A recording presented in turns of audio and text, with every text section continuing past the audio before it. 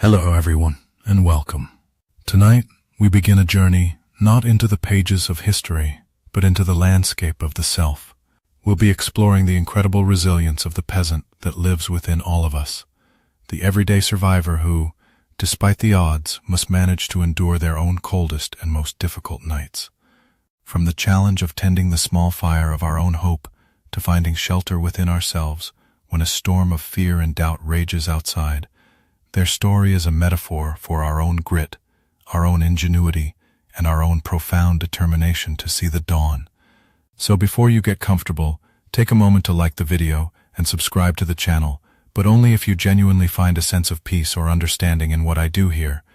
And in the comments, I would be fascinated to know where you're tuning in from and what time it is for you. It's always a quiet joy to see who is sharing this space with us from around the world. Now, dim the lights. Perhaps find a position that feels both safe and comfortable. Allow the outside world and its demands to fall away, just for a little while. Let's ease into tonight's journey together. When you think of survival, you might imagine grand, heroic acts. But for the part of us that feels small, tired, and forgotten, the inner peasant, survival is less about a single act of courage and more about a quiet, constant question: how do I get through this one night? It's not just a challenge, it's a profound test of endurance, a winter of the soul that asks us not to be strong, but simply to be present, to be honest, and to be willing to tend our own small flame until the light returns. Let's begin with a truth, a disorienting one, but a truth nonetheless. You are not who you think you are, not the person holding a device in the quiet of a modern room, not the name you answer to, not the collection of memories and anxieties you have so carefully curated into a personality. No. Not right now, not for this journey. All of that is a costume, a well-rehearsed role, and we are going to let it fall to the floor for a little while, just for tonight. Tonight we must be honest about something far more simple, far more ancient. Tonight, you are a peasant, and it is cold. A cold that has nothing to do with thermostats or weather forecasts, but a deep cellular cold that settles in the marrow of your bones. It is the original cold, the one that reminds the body of its own fragile mortality. So, let's go there. Let's not pretend it is warm. Let's not distract ourselves with the promise of a sun that seems, from this vantage point, like a forgotten myth. Let's do something radical. Let's feel how cold it really is. Come inside. Push open the door.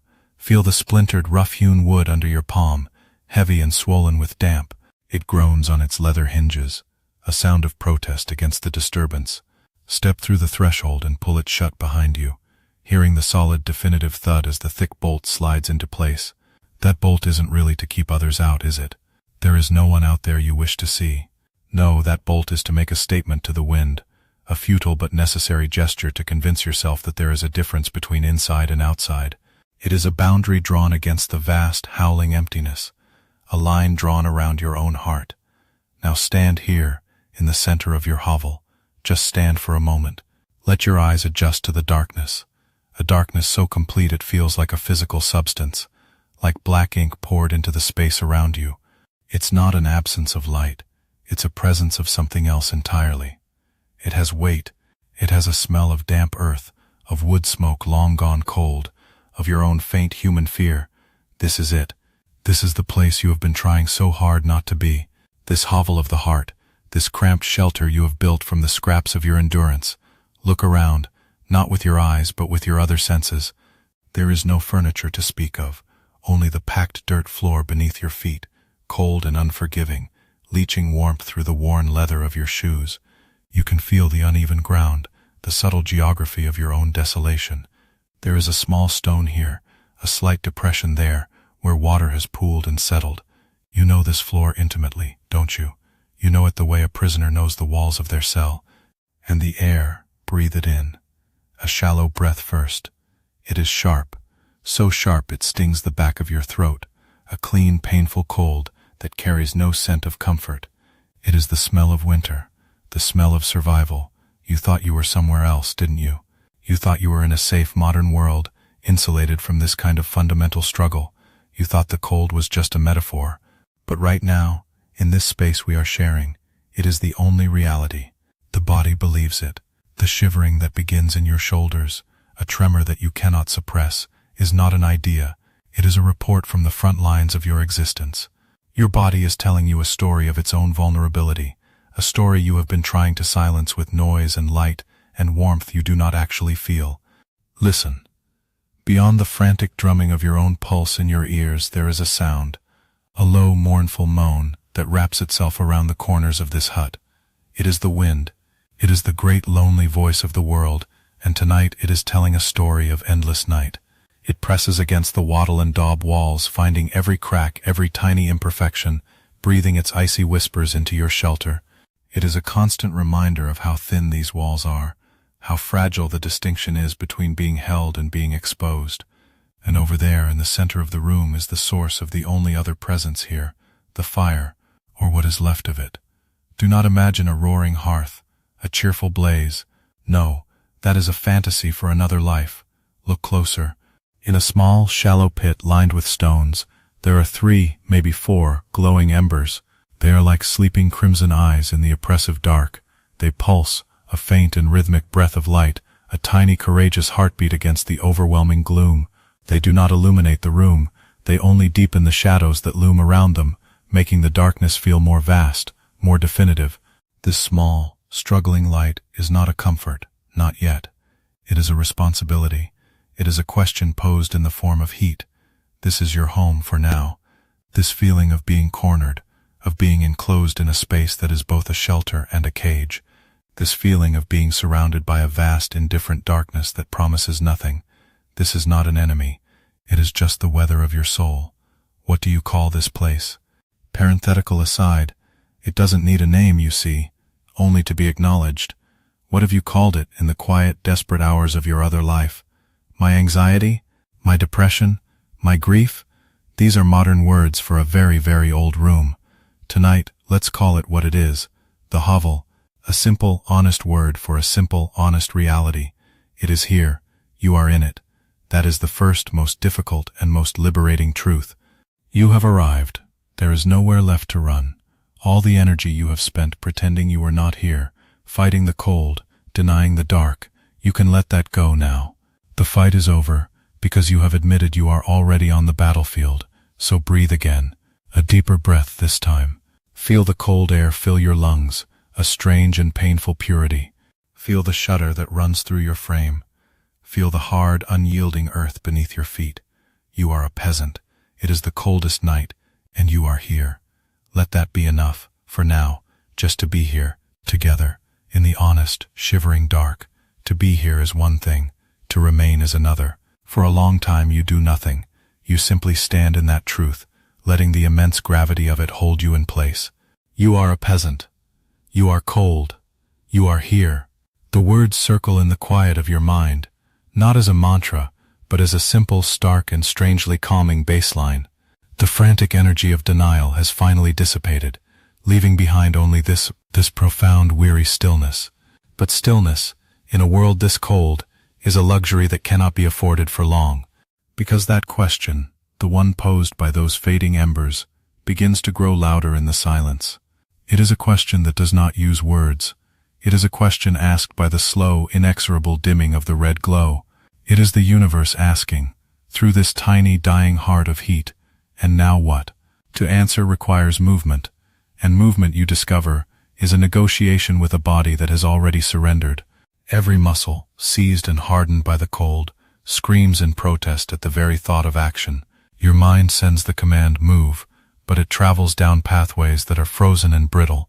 There is a lag, a deep and profound reluctance, as if you are trying to operate a machine left out in a blizzard. But the embers pulse again, a little weaker this time, and the command is sent once more, move. Now, it begins with a shift of weight, a slow, agonizing transfer of pressure from one foot to the other. Your joints crackle and pop, loud as gunshots in the oppressive silence. It is the sound of a body being recalled to purpose, and the sound is one of complaint. You are not moving with hope. You are not moving with courage. You are moving with a dull animal sense of duty, the same ancient instinct that tells a winter-starved wolf to rise one more time and search for a scent on the wind. You take a step. Your foot drags through the dirt, a heavy scraping sound. The effort sends a new wave of shivering through you, a violent, uncontrollable spasm that you must endure until it passes. You are a statue of ice trying to remember what it was to be a river. Another step. You are moving towards the fire pit. The journey is no more than 5 or 6 feet, but it feels like a pilgrimage across a barren landscape. With each movement, you feel the protest of your own physical form, the sheer metabolic cost of every inch. What will it cost you, this movement? What precious calories will be burned? And for what? For a fire that seems destined to die anyway. The voices in the wind outside seem to mock you for it. Look at it struggle. They whisper through the walls. Look at the pathetic creature spending its last energy on a hopeless task. So much easier to lie down, so much easier to sleep. Perhaps they are right, and yet you take another step, because the fire is not an idea, the cold is not a concept. They are the two opposing truths of your universe right now, and you have chosen, without even knowing why, to side with the warmth. Finally, you arrive. You lower yourself down to the ground, a slow, creaking, graceless collapse until you are crouched before the shallow pit. The cold of the earth seeps instantly into your knees, a deep and painful ache. But here, inches from the embers, you can feel it, a hint of warmth. It is so faint it is almost imaginary, a delicate suggestion of heat on the frozen skin of your face.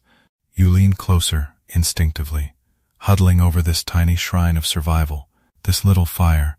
This is not your joy. It is not your passion. It is not the grand roaring bonfire of a life well lived. Let's be honest about that too. This is the stubborn refusal of your deepest self to go completely cold. It is your last argument against the dark, and it asks for so little. Just your attention, just your breath. Beside the pit lies a single precious resource, a piece of wood. It is not a log, nothing so grand. It is a gnarled, dry branch, as thick as your wrist, broken from a dead tree you found on your way home before the light failed. You remember the feeling of it, the sharp crack it made when you broke it over your knee. At the time it was just a piece of wood. Now it is everything. It is the currency of the next hour. It is the physical form of a choice. You reach for it. Your fingers are stiff and numb, clumsy things that barely feel like your own. They fumble against the rough bark. You wrap your hand around it, feeling its solidity, its texture, its splinters. It is real. It is solid. It is potential. You hold it for a moment, weighing it in your hand. This is a significant portion of your fuel for the entire night. To use it now, is it too soon? Should you wait until the cold becomes even more unbearable? Should you try to break it in half, to ration it further? These questions are the calculations of a desperate mind, the logic of scarcity. They are the voice of the part of you that is certain you will fail, the part that is already planning for a future of even greater deprivation. But the embers are dimming. The question is not about the future. The question is about now. The logic of the fire is simple. A fire that is out cannot be relit. So you make the choice. You will use the whole piece. You will make a stand, right here, in the deepest part of the night. You will not cower and ration your hope into non-existence. You will burn it. You lean forward, your face now directly over the pit. You can see the delicate feathery gray ash that coats the embers, insulating them, but also suffocating them. Before you can add the wood, you must clear the way. You must offer your own life force first. You purse your lips and you blow. The first breath is tentative, a soft, gentle stream of air aimed at the very heart of the glow. It feels foolish, this offering of your own warm life breath to a dying thing. For a moment, a tiny blizzard of gray ash swirls up, and beneath it, the embers respond with a sudden, beautiful, and terrifyingly brief pulse of incandescent orange. It is a flash of possibility, a spark of conversation with the inanimate. And then, just as quickly, it subsides. The darkness seems to press in closer, reclaiming the ground it just lost, as if laughing at your small effort. The cold feels sharper in contrast to that momentary promise. Was that it? Was that the only response you could coax from the heart of the world? The wind outside seems to agree, its moan lowering into a sound that sounds suspiciously like pity. But you lean in again. The voices of doubt are just the wind, and the wind is outside. Inside, there is only this task. This time, the breath is different. It is not tentative. It is a long, slow, steady stream, drawn from deep within your tired body, from a place below the shivering, below the fear. This is not just air you are giving. This is will. This is the part of you that swam for the surface, the part of you that cried for life when you were born, You are pouring your own animation into this flicker of hope, a silent, desperate prayer that says, live. The ash dances away again, and this time, the glow does not just pulse, it holds, it brightens, and from the very center of the brightest ember, it happens. A tiny, yellow, dancing tongue of flame, no bigger than your thumbnail, unfurls itself from the coal. It is unsteady. It is fragile. It is the most beautiful and miraculous thing you have ever seen. It is life. It is defiance. It is an answer. It wavers, threatening to vanish, and you hold your own breath now, watching, waiting. You are a silent god, witnessing the birth of a star. The flame flickers, tastes the cold air, and then impossibly, it holds its ground. It is here, now. The wood, with hands that are trembling, not from cold but from a fragile, sacred focus. You take the piece of wood, your single precious offering for this hour. You don't drop it, you don't toss it. This is a ceremony. You lower it with the reverence of a priest placing a relic on an altar. You nestle it gently into the embers, right beside the tiny brave flame, positioning it so the tip of the wood is just barely touching the dance of the light. It is an invitation, an introduction. Here your movements say, here is something to eat, here is a reason to stay. For a terrible, eternal moment, nothing happens. The flame licks at the bark, tasting it, exploring it. It seems too small, too weak to possibly consume something so solid, so large. This is the moment of greatest doubt, the moment where your offering might be rejected, your efforts wasted. You have given your breath, you have committed your only fuel, and now you can do nothing more. You can only watch, you can only trust the alchemy of fire and wood, a process far older than your own pain. A thin ribbon of white smoke begins to curl from the point of contact. It is not the smoke of a fire, but the smoke of a thing being heated, of a thing being tested. It carries a new smell into the hovel, the sharp resinous scent of the wood itself, its own life story being released as vapor. You watch unblinking. Your entire universe has contracted to this single point of contact, this slow and silent negotiation between flame and fuel. And then you hear it. Trist, a sound so small you feel it more than hear it. A tiny sizzle, a bubble of sap bursting. Crackle. It is a new sound, not the dead crackle of your own joints, but a living sound. The wood is talking back to the fire, and the flame, emboldened, grows. It doubles in size, wrapping itself around the tip of the branch, turning from yellow to a hungrier orange. It is no longer just tasting, it is eating. Crack, a louder sound this time, a sharp report that echoes in the small hovel. A splinter of wood curls back, glowing red. The fire is climbing. It is moving along the branch, discovering the pathways of the grain, finding its own hunger. The light grows, pushing the shadows back another foot, and then another. It throws your own giant flickering shadow against the wall behind you. You are no longer just a small cold thing in the dark. You are a presence, illuminated by the fire you have coaxed back from the edge of oblivion. The warmth begins, a real and measurable thing. It moves towards you in a wave, washing over your face, thawing the frozen skin of your cheeks, stinging your numb fingers. You pull your hands closer, spreading them before the growing blaze, and you feel the miracle of pins and needles, the painful electric return of feeling. It is the feeling of coming back to life. You have not conquered the night. You have not banished the cold. The wind still howls its mournful song outside, but you have answered it. You have made your own small circle of light and warmth in the heart of the immense darkness. You did not find this fire. You did not inherit it. You made it, with your breath, with your will, with your last piece of wood. And as you crouch there, feeding on its warmth, you understand that this fire is not just outside of you. It is also now inside of you. It is the feeling of a task accomplished, of a choice affirmed. It is the quiet, powerful knowledge that even when everything seems lost, it is still possible to lean into the embers and blow. Of course, here is the continuation of the story, flowing from the moment of triumph as the fire takes hold. You stay there, crouched in the dirt, for a long time. You are no longer a supplicant begging for warmth. You are a guardian, a partner in this small miracle. The cold has not vanished from the room. It still lurks in the corners. It still owns the walls. It still presses in from the floor, but it has retreated. It has been forced to yield the small circle of ground around the hearth. This is your territory now, won not through conquest, but through care. The heat penetrates your damp woolen clothes, a slow, creeping blessing. It finds the deep, aching chill in your muscles and begins to soothe it. It finds the frozen stiffness in your fingers and coaxes them back into suppleness. You can feel your own shoulders, which were hunched up to your ears in a permanent posture of defense, begin to drop. The tension does not vanish, but it eases its grip, like a fist slowly unfurling. You are breathing differently now. You are no longer sipping at the sharp, cold air. You are drawing in breath that has been softened by the fire, air that carries the scent of burning wood, a scent of comfort as old as humanity itself.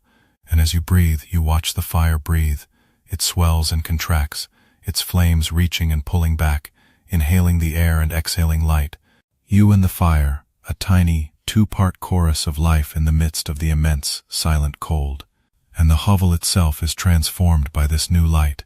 It is no longer a place of absolute darkness, but a theater of shadows. The familiar shapes, the rough wall, the water bucket in the corner, your own knees are still there, but they are different now, defined by the light they obstruct. The shadows dance. They lengthen and shrink with every flicker of the flame, and you realize they have no power of their own. They are merely the consequence of the light. Their existence depends entirely on the fire you are tending. This is the fire of a boundary finally drawn, the fire of a single conscious choice to say no to the encroaching cold.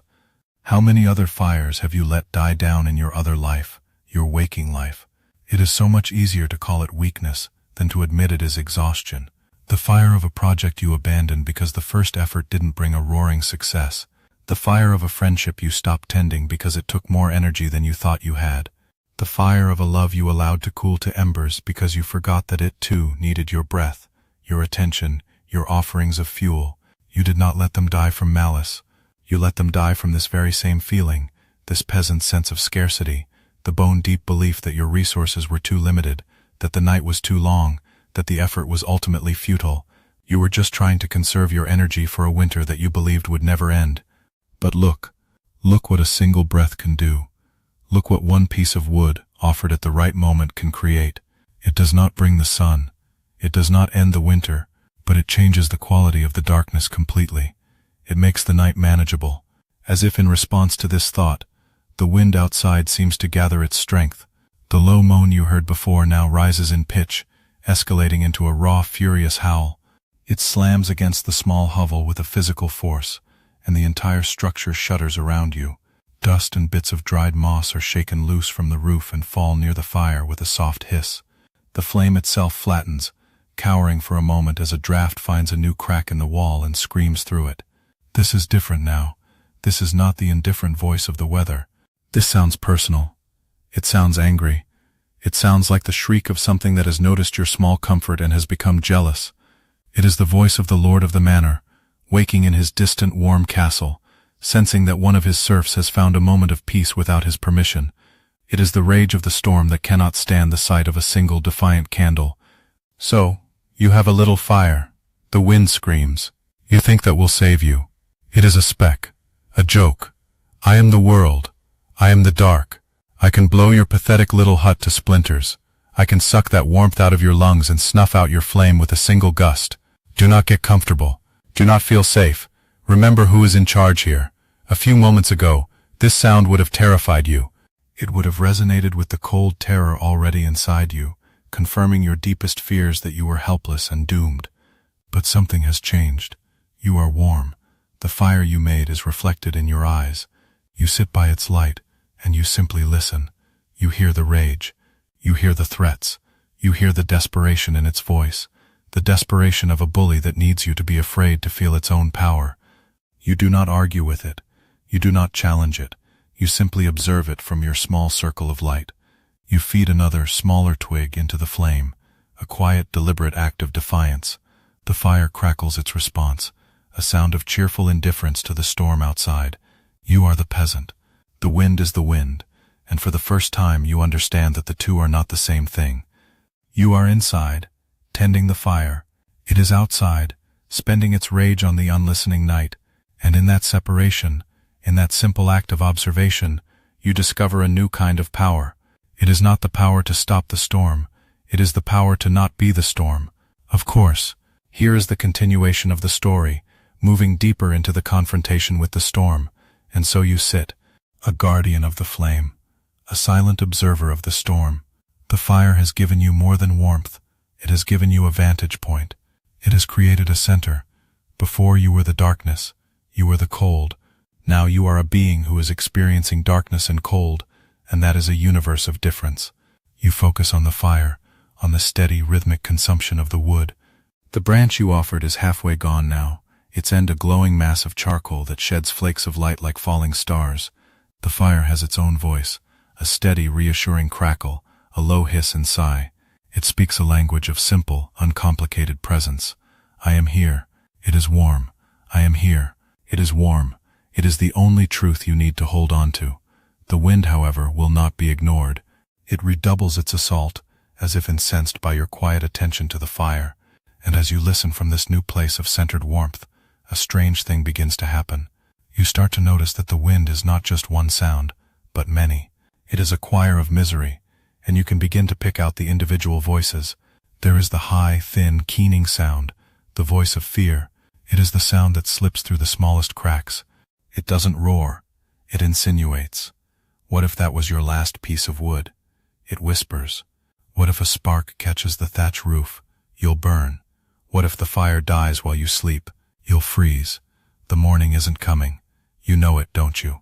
This little warmth is just a cruel joke before the end. Then beneath that, there is a lower, grinding, heavier sound, the rumble of rock scraping against rock. This is the voice of shame. It is the sound of your own history being used as a weapon against you. Remember all the other fires you've let die? It groans. Remember your failures, your weaknesses. Who are you to think you can survive this? You are a peasant, dirt, nothing more. You were born to be cold. This warmth is an indulgence you haven't earned. It isn't for you. And finally, there is the loudest voice, the one that shakes the very timbers of the hovel. It is a booming, arrogant, commanding roar. This is the voice of the lord of the manor. This is the voice of the system. This is the voice of every should and must that has ever been laid upon you. Idle, it bellows. Unproductive, huddled by a fire when there is work to be done. Your suffering is your own fault. Your obedience is my right. Your fear is the tax you owe me. This small comfort you have stolen. I will have it back. Here, in this moment, a subtle shift occurs. The perspective pulls back for just an instant. The peasant sits by the fire, head bowed, listening. He does not flinch. He does not argue. He simply listens, his face illuminated by the warm, dancing light. He catalogues the voices as a scholar might catalog insects, or as a physician might note the symptoms of a fever. He notes the high-pitched whine of fear, its focus always on a future that does not exist. He notes the heavy, grinding weight of shame, its focus always on a past that cannot be changed. He notes the hollow, blustering rage of the Lord, its focus always on a power that is, in this moment, entirely imaginary. The peasant understands that these are not truths. They are weather patterns of the soul. They are the tantrums of ghosts. And you, the peasant, you understand this now. You feel it in your quiet, warm bones. These voices, they are not you. They are simply visitors who have forgotten their manners, screaming for attention at your door. And what is fear, really, but a memory of past pain projected onto a future that has not been written? It is a scared child who lives inside you, trying to protect you from being hurt again by screaming at every shadow. You can look at that child now, from the warmth of the fire, and say quietly, I see you. I know you are trying to help, but I am here now. I am watching the fire.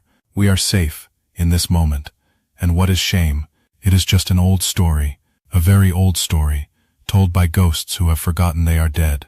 It is the story of your own unworthiness, a tale you were taught to believe so that you would never demand more than the scraps you were given. But a story is not a stone wall. It is smoke, and you can watch it rise from the fire and disappear into the darkness. And the lord of the manor, the booming voice of righteous, demanding authority, you recognize him for what he is, a tyrant with no army. His power was always based on your belief that he had it.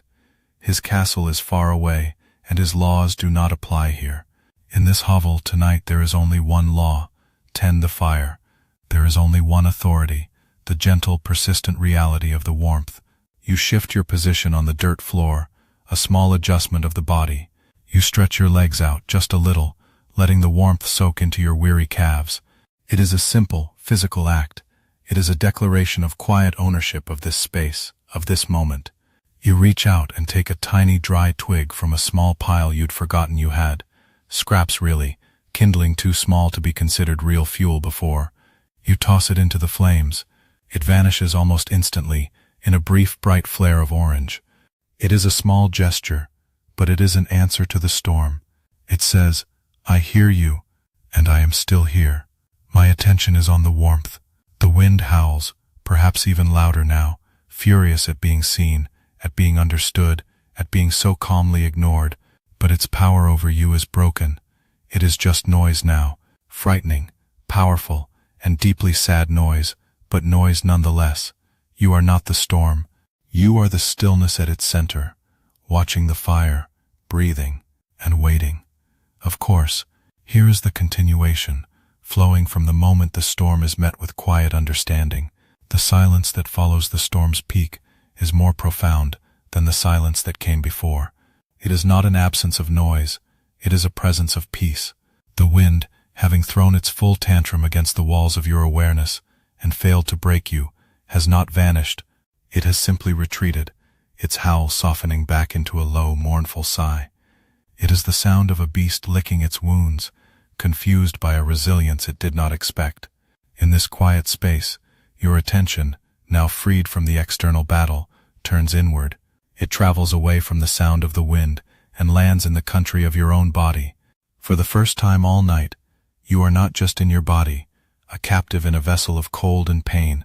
You begin to inhabit it with a gentle, curious awareness. Using the light of the fire as your guide, you feel the deep ache in your lower back, a familiar chronic complaint, but instead of feeling it as a defect, as a weakness, you recognize it for what it is, an archive. It is the story of a lifetime of labor, of lifting what was too heavy, of bending when you did not want to bend. It is the loyal physical record of your servitude to the Lord of the Manor. It is not a failing, it is a testament.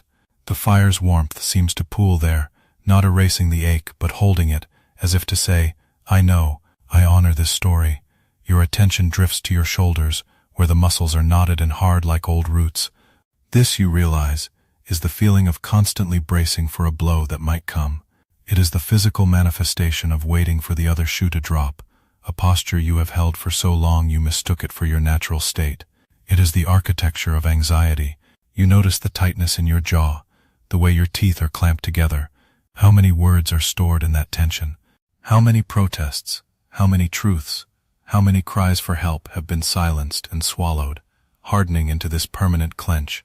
It is a dam holding back a river of unspoken feeling. This body is not a machine that is failing. It is a landscape. It is the cartography of your own endurance. Every scar a landmark, every ache a valley carved by the rivers of your life. And this hovel, you now see with startling clarity, is the body.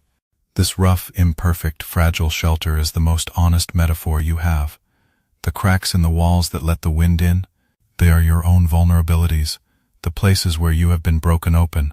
The sagging roof, it is the mind, weary from the relentless weight of trying to protect you. The packed dirt floor, it is your connection to the earth, your fundamental, inescapable reality, the ground from which you were born and to which you will return, and you have been judging it. You have been cursing this body, this hovel, for not being a fortress. You have been angry at it for its leaks, its aches, its weaknesses. You have been siding with the storm, believing its criticisms, agreeing that this shelter was not good enough. Lying in the gentle, forgiving light of the fire, a wave of something far warmer than the flames washes over you. A quiet, devastating compassion for this body, for this hovel, for this life. It has endured so much. It has held you through every storm, every cold night, every moment of terror. It has never once abandoned you, even when you abandoned it. It has done its best. It is doing its best. You take a deep breath, and it feels like the first true breath of your life. It does not just fill your lungs. It fills the entire hovel, the entire landscape of your body. It is a breath of acceptance. This is me, the breath says. The aches and the warmth, the cracks and the fire, the fear and the resilience, all of it. It is all me. The fire crackles softly, a sound of agreement, The single branch has been consumed, and what remains is a bed of brilliant, glowing coals, pulsing with a deep and steady heat. The light is less frantic now, less flickery. It is a calm, radiant glow that fills your small home with a sense of profound safety. It is enough. The fire is enough. The hovel is enough. You are enough. You lie back against the wall, the rough texture a familiar comfort now, not an irritant. The wind outside is just a murmur. The voices are silent. The night is still long, the darkness still vast. But you are no longer at war with it. You have found your place within it. You are the peasant in the hovel, yes, but the hovel is your own sacred body. The storm is your own passing pain. And the fire is your own watchful, loving soul. And all you have to do is stay near it, to feel its warmth, to rest. Time passes. It is not a time you can measure. There is no clock on the wall, no sun or moon to mark the moments. It is the time of the fire, the time of the body. You exist in the slow, rhythmic pulse of the glowing embers, in the long, deep cadence of your own breathing. You are simply resting, not waiting for the morning, not dreading the return of the storm, but resting in the quiet, profound reality of the now. The hovel is warm enough, the body is still enough, the mind is quiet enough. In this deep inner silence, a new kind of perception begins to awaken. With the clamor of your own fear and shame finally quieted, you can begin to hear the more subtle sounds of the world. With the blinding light of your own panic extinguished, you can begin to see in the dark. A curiosity arises, gentle and unforced. It is not the anxious scanning of a frightened animal, but the open curiosity of a being who feels for the first time fundamentally safe. Your attention drifts from the fire to the walls of the hovel, to the boundary between your small, warm world and the vast, unknown world outside. Slowly, deliberately, you rise to your feet. The movement is different this time. It is not the pained, creaking effort of a body at war with itself. It is a fluid, quiet motion.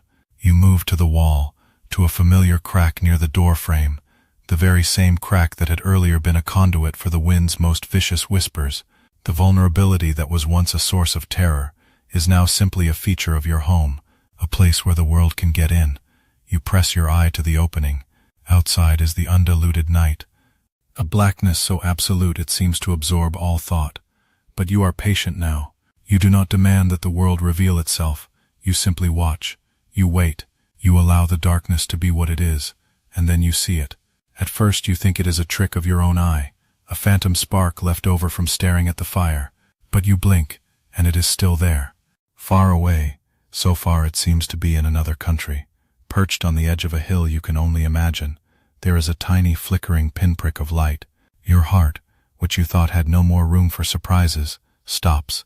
It is a light that is impossibly small, fragile, and distant. It is a single, solitary ember in the infinite blackness, and you know with a certainty that needs no proof exactly what it is. It is another fire, in another hovel, tended by another soul. As you continue to watch, your eyes adjusting to the scale of the darkness, another one appears. A faint, steady glow deep in a valley to your left, so soft it is barely there. And then another, high on a distant ridge, flickering as the wind, which is a gentle breeze at that distance, passes before it. Slowly, the true nature of the landscape reveals itself to you. You are not in an empty void. You are living in a vast, dark, sleeping land that is dotted with these tiny constellations of human warmth. You are not a single, isolated point of light. You are one of 1,000, 1,000,000. You thought this darkness was yours alone, didn't you? A private, shameful failure you had to endure in secret. You believed, with the absolute certainty of suffering, that you were the only one who felt this cold, the only one fighting this long, desperate night. The lights prove you wrong. Each flicker is a testament. Each glow is a story. In that hovel, someone is tending their own fears. In that one, someone is soothing their own aches.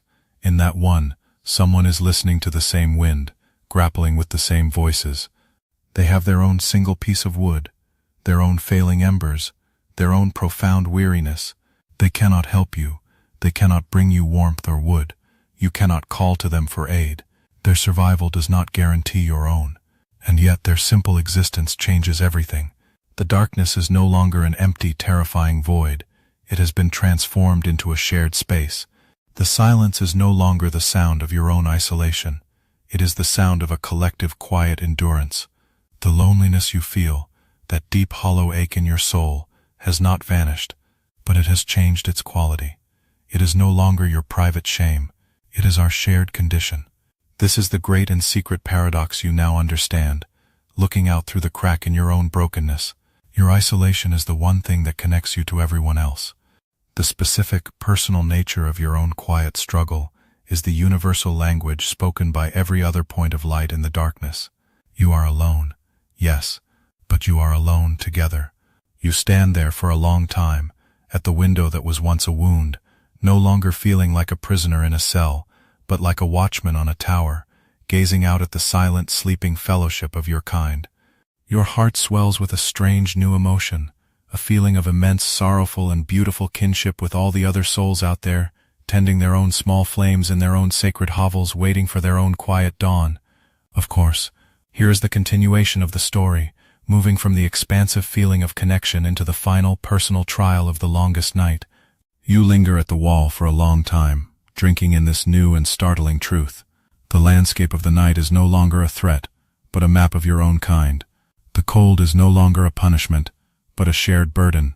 This fragile sense of solidarity, this unspoken communion, warms you in a way the fire never could.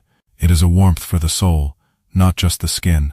Eventually, slowly, you turn back to your own world, to the hovel, to your own small circle of light. You turn, carrying this new expansive peace within you, and your heart freezes. The fire, in your reverie, in your outward gaze, you had forgotten it. The bed of brilliant coals that had been pulsing with such steady life is now a dull, fading memory of itself. Only a few scattered embers still hold a weak, flickering red. The heat is gone. The cold, which you had pushed to the very corners of the room, is now rushing back into the center with a triumphant, silent speed. The hovel is plunging back into the deep, breathless cold you started with. Panic, cold and sharp, cuts through the warmth of your recent revelation. You scramble back to the hearth, falling to your knees on the cold earth. All the peace, all the expansive wisdom, evaporates in this single, urgent crisis. What good is knowing you are not alone if your own fire is dying? You have no more wood, not a single branch.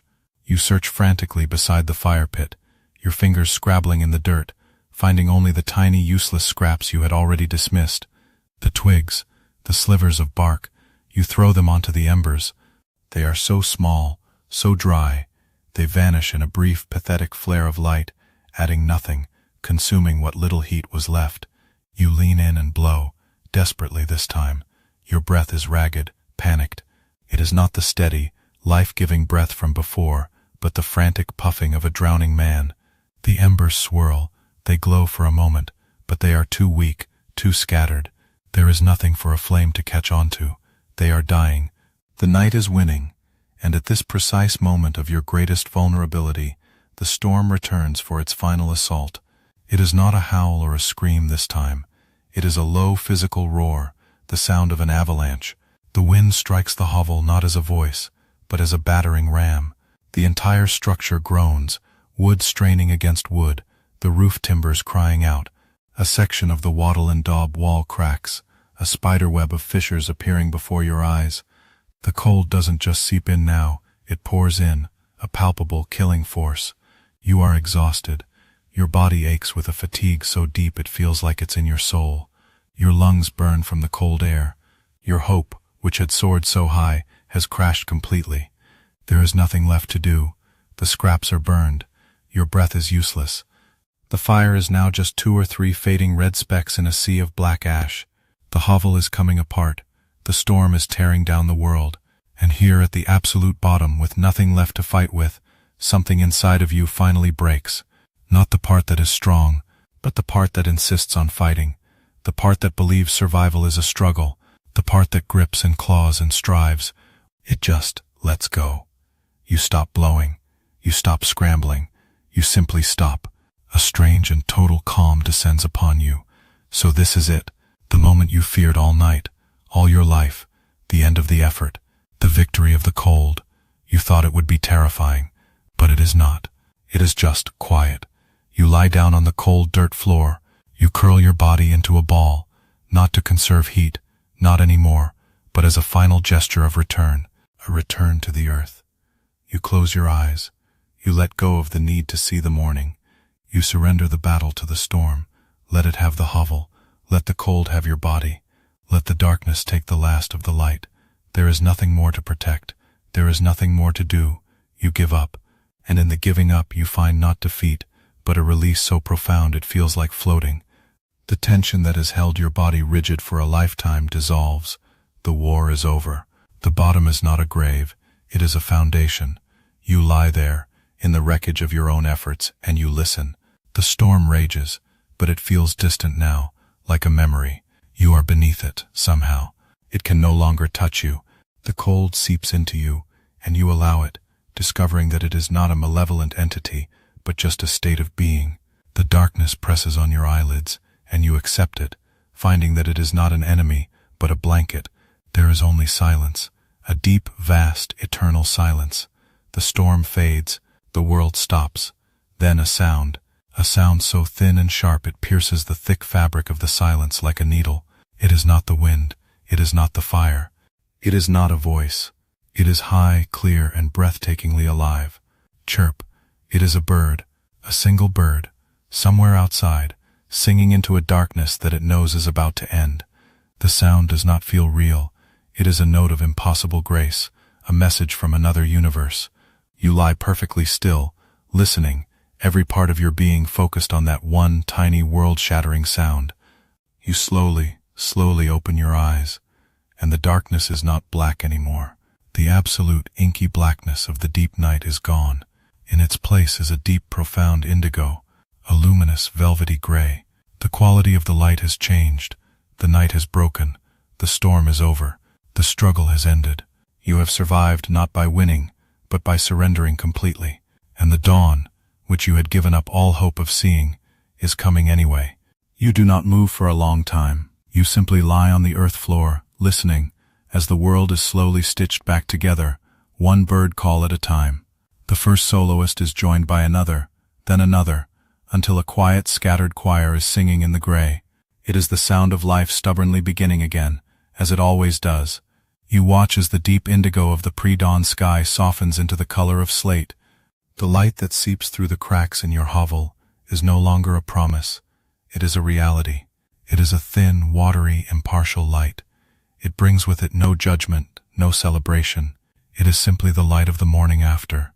Slowly you begin to move, not with the frantic energy of survival, not with the heavy weariness of despair, but with a deliberate, quiet grace.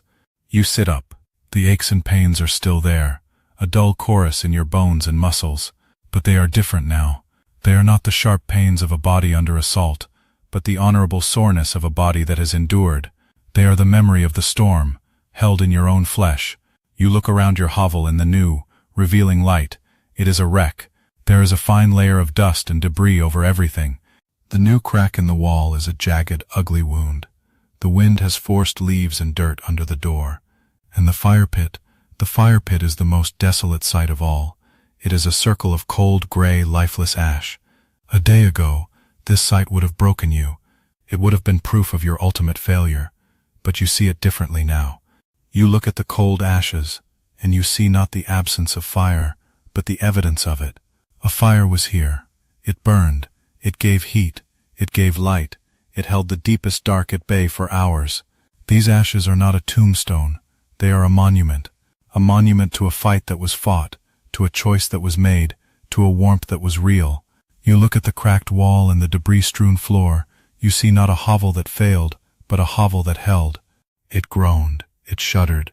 It bent and cracked and threatened to collapse. But it did not fall. It was just enough. This broken shelter was strong enough to see you through.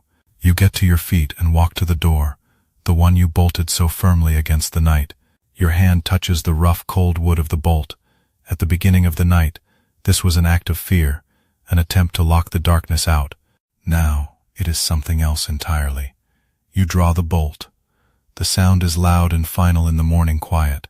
You pull the door inward, and the new day spills into your home. The air that greets you is cold, sharp, and breathtakingly clean. It smells of damp earth, of wet leaves, of the immense washed purity of the world after a storm has passed. The world outside is not a paradise. There is no glorious golden sun. The sky is a gentle uniform gray. A low mist clings to the ground, shrouds the trees, and softens the edges of the harsh landscape. It is a world that is still cold, still demanding, still full of hardship. Nothing has been magically solved, but it is no longer terrifying.